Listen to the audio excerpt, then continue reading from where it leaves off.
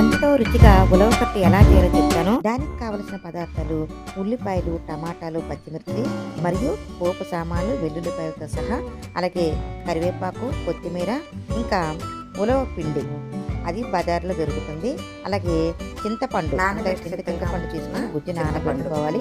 ఆ నానబెట్టిన చింతపండుని బాగా పిసికి ఒక గిన్నెలో వేసి సిద్ధంగా ఉంచుకొని, ఆ పిసికిన ఆ చింతపండు గుజ్జులో ఉలవ పిండి వేసి బాగా కలిపి అందులోనే ఉప్పు, కారం, పసుపు ఇవన్నీ వేయాలి. అలాగే కొన్ని టమాటాలు, కొన్ని పచ్చిమిర్చి, కొంచెం పచ్చి కరివేపాకు కూడా వేసి మొత్తం ఇప్పుడు వీటన్నిటిని కూడా ఇలా బాగా కలుపుకోవాలి. ఇలా మొత్తం అన్నీ కూడా సిద్ధం చేసుకుని ఉంచుకుంటే ఎంతసేపు కదండి, ఒక 5 నిమిషాల్లో మొత్తం వంట అంతా కూడా ఫినిష్ అయిపోతుంది. చాలా ఈజీ. స్టవ్ అంటించాను. స్టవ్ అంటించిన తర్వాత ఆయిల్ వేస్తాను. ఇప్పుడు కొంచెం ఆయిల్ వేడెక్కిన తర్వాత ఆవాలు వేస్తాను. ఆవాలు పట్టుకున్నాయి. ఇప్పుడు మొత్తం పోపు అన్నీ వేసేస్తాను. ఎండుమిర్చి, అలాగే వెల్లుల్లితో సహా అన్నీ వేస్తాను. ఇప్పుడు ఇందులో ఉల్లిపాయలు వేసేస్తాను. ఉల్లిపాయలు నేను కొద్ది పెట్టి వేసాను, చూసారా? ఎందుకంటే ఇలా వేగిన ఉల్లిపాయ ఆ ఉలవ కట్ల ఉంటుంది. ఆ ఉల్లిపాయ నంచుకొని తింటే భలే ఉంటుంది.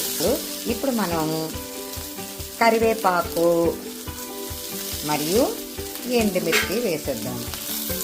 వేసి బాగా కొంచెం సేపు వేద్దాం. అలా వేగిపోయింది కదా. ఇప్పుడు ఇందులో ఎంత ఈజీగా చూడండి, మనం ఇందాక కలిపి పెట్టుకున్నాం కదా, ఇలా కలిపి పెట్టుకొని ఉంచుకున్నాం కదా, ఇది అలా తీసుకెళ్ళి ఇలా ఇందులో వేసేయడమే.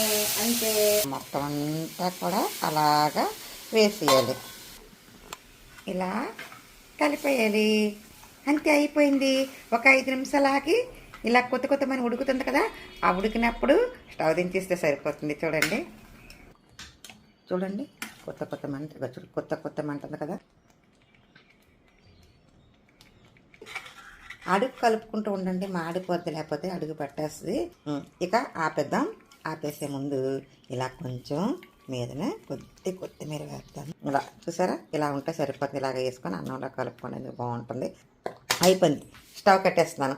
ఉల్లిపాయని ఇలా కలుపుకొని ఇలా ఈ ముద్ద తీసి ఇలా నోట్లో పెట్టుకుంటే అబ్బబ్బ ఎంత బాగుంది తెలుసా. ఇలా చేసుకొని తినండి. మళ్ళీ వారంలో కనీసం 2 టైమ్స్ ఇదే చేస్తూ ఉంటారు. ఓకేనా?